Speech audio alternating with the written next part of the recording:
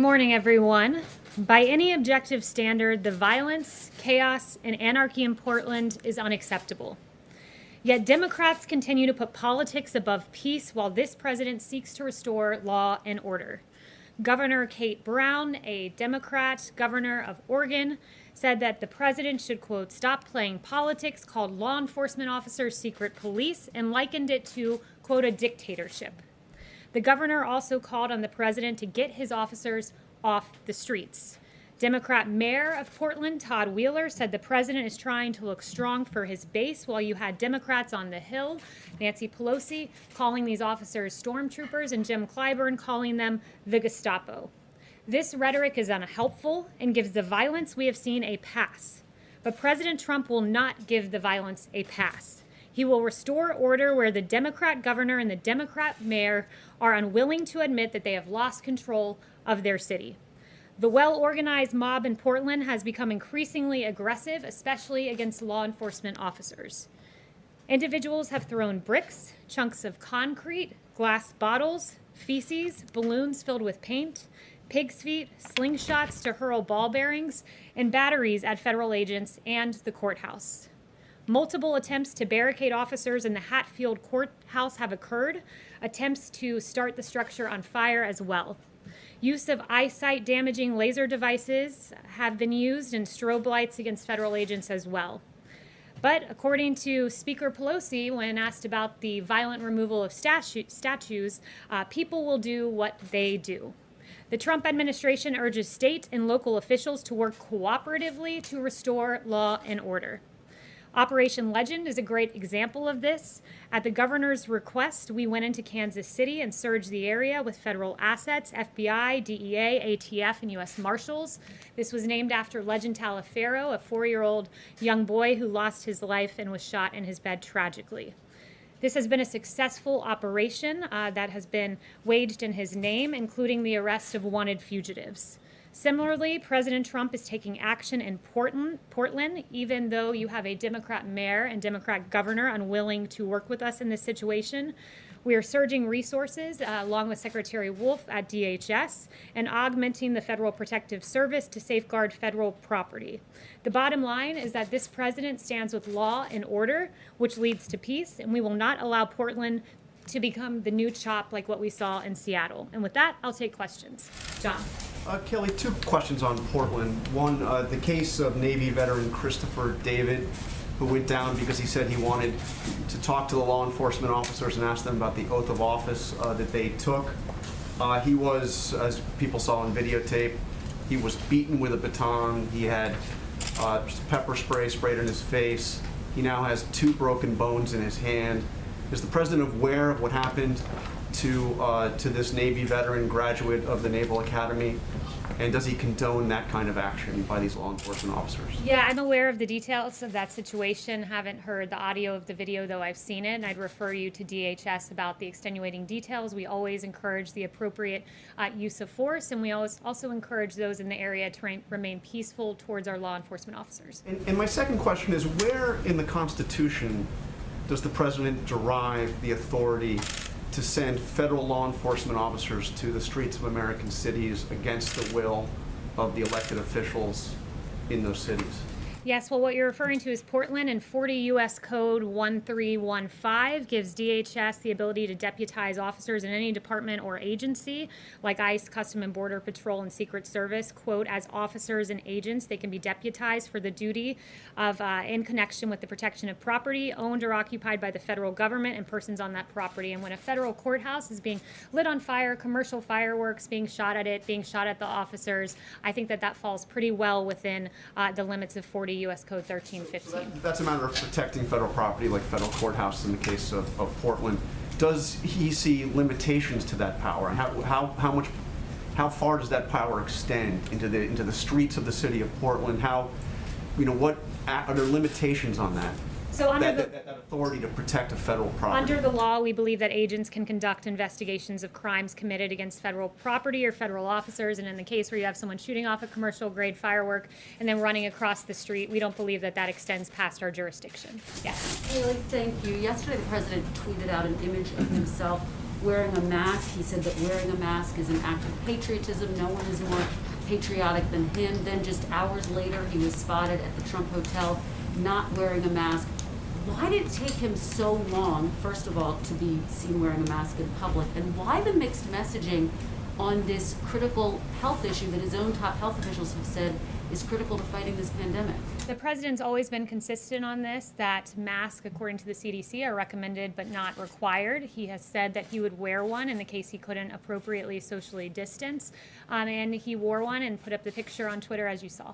Does he think that it's important to lead by example on this issue? Well, the president has led. He's been consistent, even going back to March 31st, when he said, then my feeling is if people want to do it, there's certainly no harm to it. But he hasn't done it, Kayleigh. He hasn't worn a mask. And so it's sending, is it not mixed signals? The president wore a mask in May. The president wore a mask at Walter Reed out of an abundance of caution. But as I've made clear from this podium, the president is the most tested man in America. He's tested more than anyone, multiple times a day. And we believe that he's acting appropriately. Let me ask you about the federal stimulus, if I might. Negotiations are ongoing. Why is the White House blocking Republicans' request for more funding for testing and contact tracing? Senator Roy Blunt saying it just doesn't make sense. I think that's just wrong. So no one is blocking any money from testing. One of the things I would add is that this is an ongoing negotiation. We're just in the early days of that. Currently in federal coffers, we have $10 billion, that's with a B, unspent, that is allocated for testing. And we want to ensure that in phase 4, there is money that is targeted for testing in the way that makes most sense. Republicans say they need that money. Is the president willing to come to the table? We're willing to put in money for targeted testing that makes sense, not just dumping money into a pot that already contains $10 billion. Kayleigh, there's very little support in Congress for a payroll tax cut, but the president keeps pushing for it. Why is that so important to him? How does a payroll tax cut help the 25 million Americans out of work when they're not getting a paycheck? Well, there are a number of things we're looking at for phase 4. And one of those things is unemployment benefits, where, as Secretary Mnuchin said, we want this to be completed before July 31st, the date that runs out. We don't want something to be an incentive where someone gets overpaid and has a disincentive from going back to work, where they get paid more on unemployment benefits than at work. So we want to be cautious about that while making sure that those unemployed are taken care of. But the payroll tax in particular goes to some of our hardest working Americans. The people that it benefits, if you look at the tax structure, are middle income and low income workers. And not only that, there's an incentive on the employer side with a payroll tax holiday that encourages them to hire more too, because it reduces their burden. So it's a very smart policy. But those are people who still have jobs. So wouldn't it be more important to focus on the people who don't if you're worried about the overall cost of this stimulus? We can focus on a number of things at once, and part of that's a payroll tax for middle and low income Americans who are out there working each and every day and making their way through as best they can. It also means unemployment benefits. It also means direct payments to Americans. So we're looking at all of that, and we would like to see all of that. The second question on the briefing today at 5 o'clock. Should we expect to see members of the coronavirus task force? Will Dr. Fauci, will Dr. Birx be there? You'll have to tune in to see. Yes.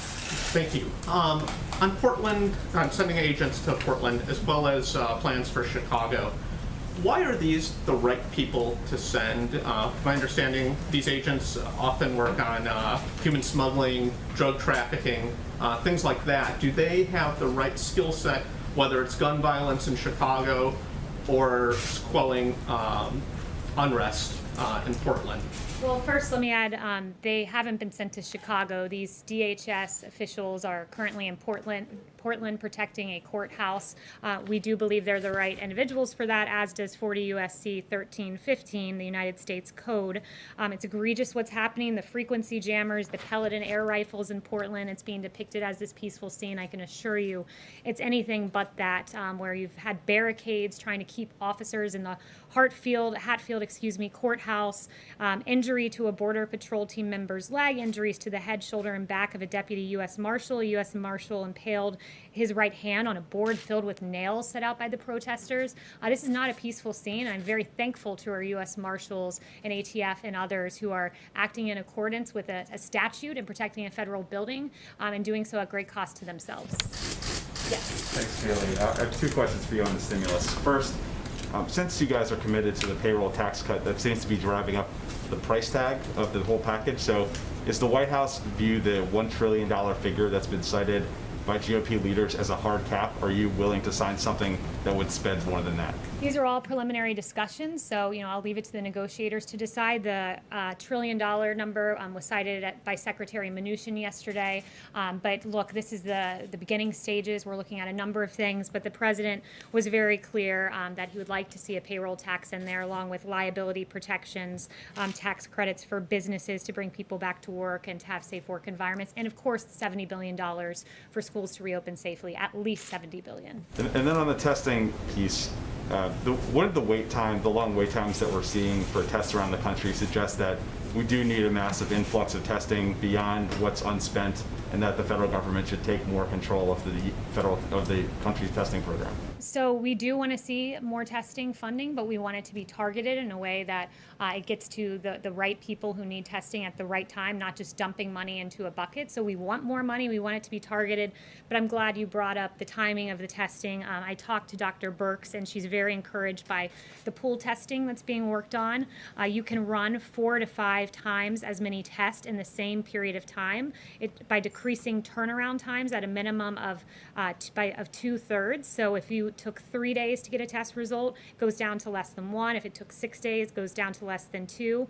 And it's more labor intensive, so they would need to hire additional personnel, but CMS is funding the test at about 4 times the actual test cost to ensure technicians and PPE requirements can be met. So we are seeing encouraging signs on that front. Yes. Thank you, Kayleigh. Just going back to the Portland situation, what is sort of the policy justification for federal officers not identifying their agency and their arrest authority when they take a protester into custody?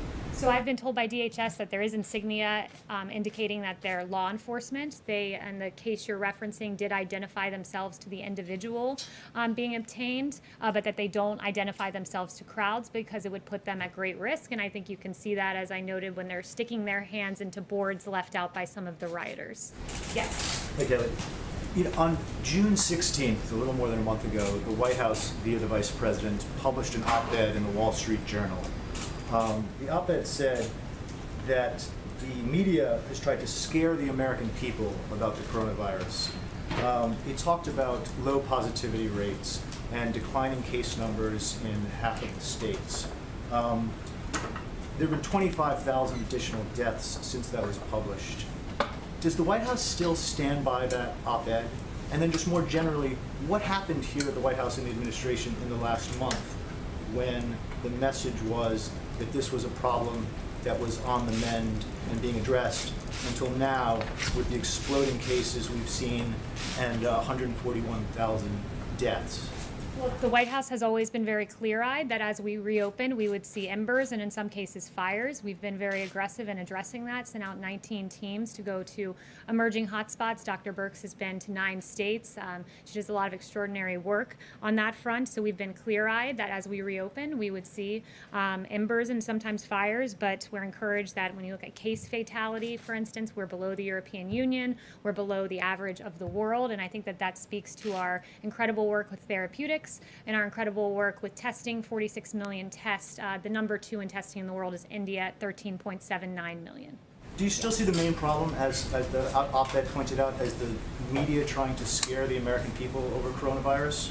I think in many cases the media has tried to scare the American people. I think there's been a deficit in reporting about the cost of staying shut down, for instance. When you have the fact that the American Cancer Society saying that during the pandemic we saw an 80% drop in cancer cases being identified, there are real costs to a draconian extended shutdown, and you never heard the other side of the health equation. You never heard that mammograms were down by 87% and colonoscopies down by 90% and drug overdoses going up month after month through the lockdown. So it was the right decision to make. The president saved 3 to 4 million lives, but it's important to note the other side of the health equation about what extended lockdowns do to the American people. Yes? Yeah, the president says he wants to send these forces to other cities like Chicago. Cities where the federal property isn't necessarily under attack. What are they going to do when they get to Chicago and these other cities with higher crime rates, higher shooting rates, higher murder rates? If the president's worried about that, what are they going to do? What are they going to arrest people with? I think you're getting ahead of the president here. He He's made no announcements as to who's going where. He's very discouraged by the violence that he's seen in Chicago. It's why he sent a very strong letter to Mayor Lightfoot offering help because she's clearly unable to control her streets, and the governor as well, unable to control that area. When you see the fact that there were 49 officers who were injured in this egregious video of them being lambasted with rioters with umbrellas shielding from view that they were throwing projectiles and 49 officers injured. Not only that, the poor citizenry of Chicago, where 12 were murdered this weekend, 70 shot alone. It's incredible what we're seeing in Chicago. He's offered his help, and we encourage the mayor to take it and to be forthright about the situation in her state, much like the governor of Missouri was in working with us on Operation Legend to protect the people of Missouri. But the leaders of these cities don't necessarily want unmarked police officers patrolling their streets the way we've seen in Portland, with the premise that they're protecting federal property there. The leaders in these cities don't want this sort of paramilitary police force. They're offered the assistance of DOJ, as was done, where you've had FBI surge in the case of Operation Legend. So when you have each weekend more than a dozen people getting shot in your city, perhaps it's time, more than a dozen killed, I should say, and children, perhaps it's time to say, I need the help of the federal government because what I'm doing is simply not working when more people are dying on the streets of Chicago than Afghanistan and Iraq. It's a tragedy. What if they don't say that? Yes, Stephen. Thank you. Well, I have a question about New York on a similar topic. Yesterday, President Trump mentioned the spike in violent crime in New York and said, quote, if the governor is not going to do something about it, we'll do something about it. And I'm curious if you could explain why he's saying that the governor should do something about it rather than the mayor, and if you could also elaborate on what President Trump would be willing to do.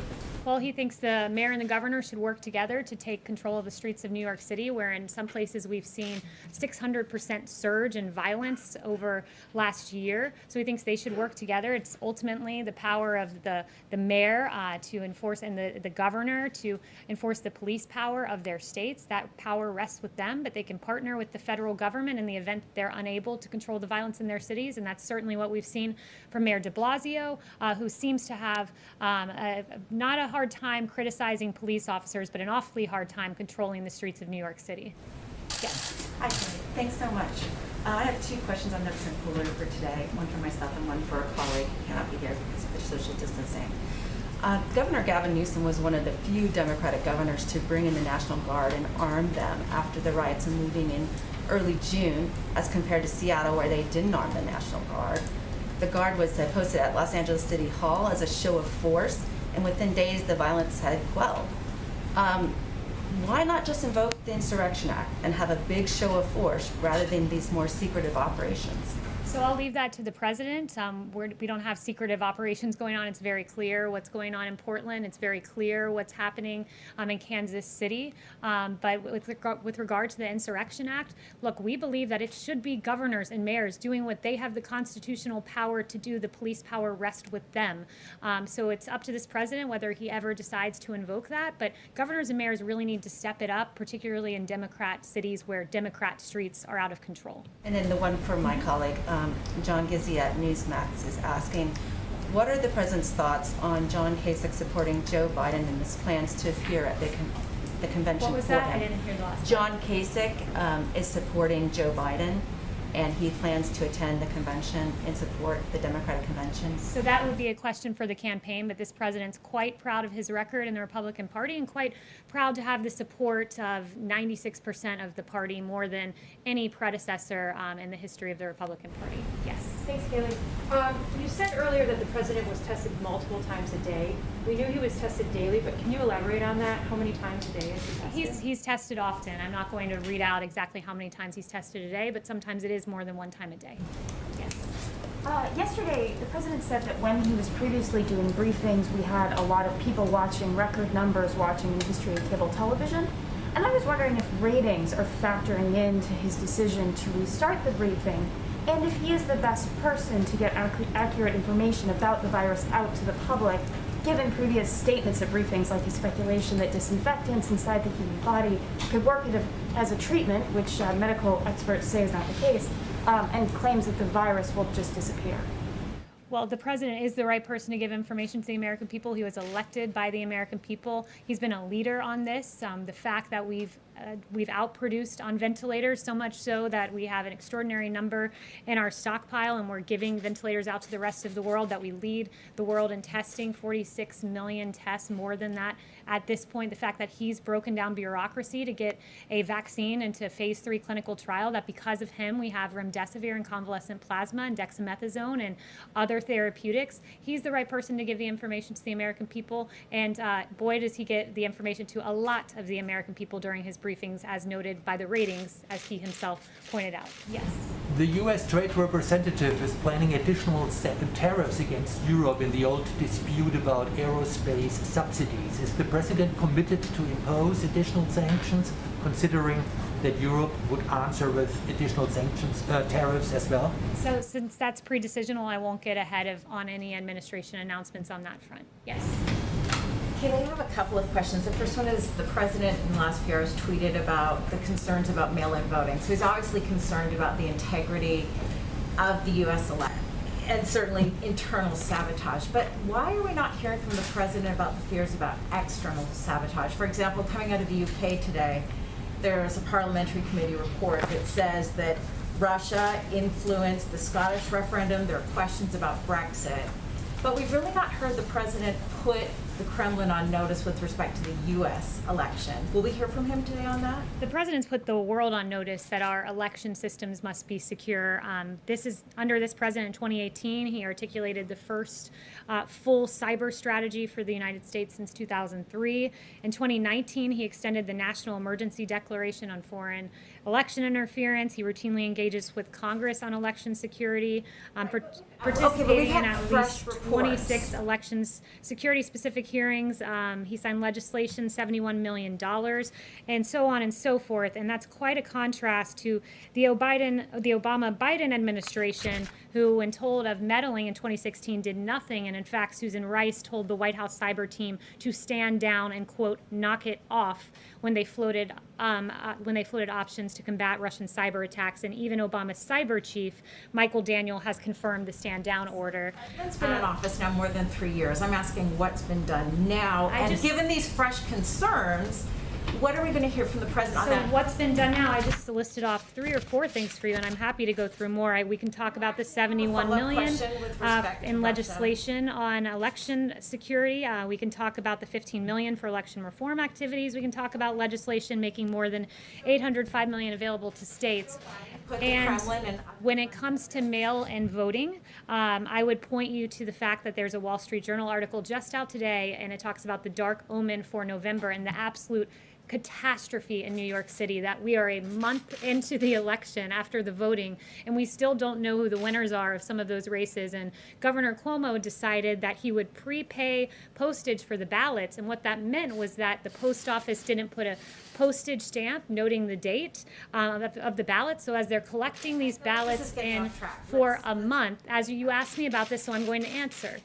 So for a month, they've been collecting ballots with no postmark date, and in fact what they found is 19% of ballots have been rejected in Queens, 28% rejected in Brooklyn. There are questions about mass mail-out voting, and I know you don't want to hear them, which is why you talk over me, but I encourage you to read the op-ed. Yes. On the China vaccine research, this is yes. very You've gotten important. 2 questions, which is more than your... some of your colleagues. Yes. Thank you, Kayleigh. Okay, you don't want to engage.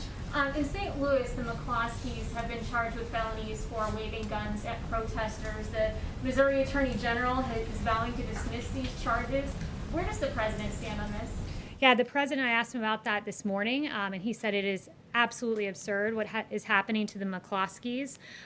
He noted that this is an extreme abuse of power by the prosecutor, and noteworthy that the prosecutor, there have been many cases brought to her attention of violent rioters that she's failed to charge, but instead she's charging the individuals who are defending themselves from violent protesters. You have 300 to 500 protesters who stormed the gates, tore down the gates, and trespassed on their property, and you have Patricia McCloskey, who said that they were telling her they were going to kill them, these protesters. At the moment they were waving their guns to protect themselves.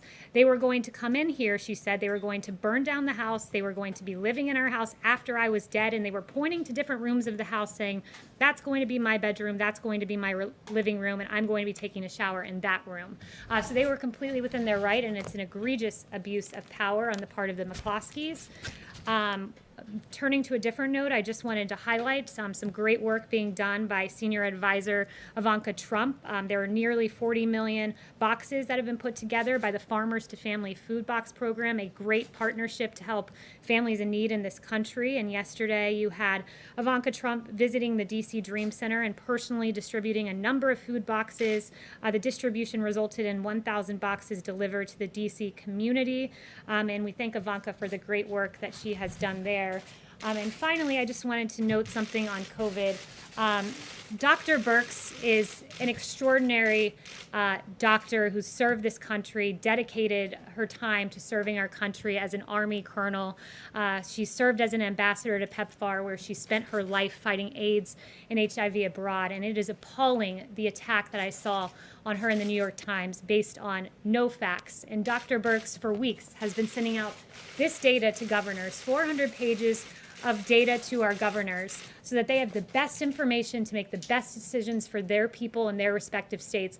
I've not seen anyone poring over data the way Dr. Birx has, and the attack on her was frankly appalling and egregious, and the New York Times should be very ashamed of themselves.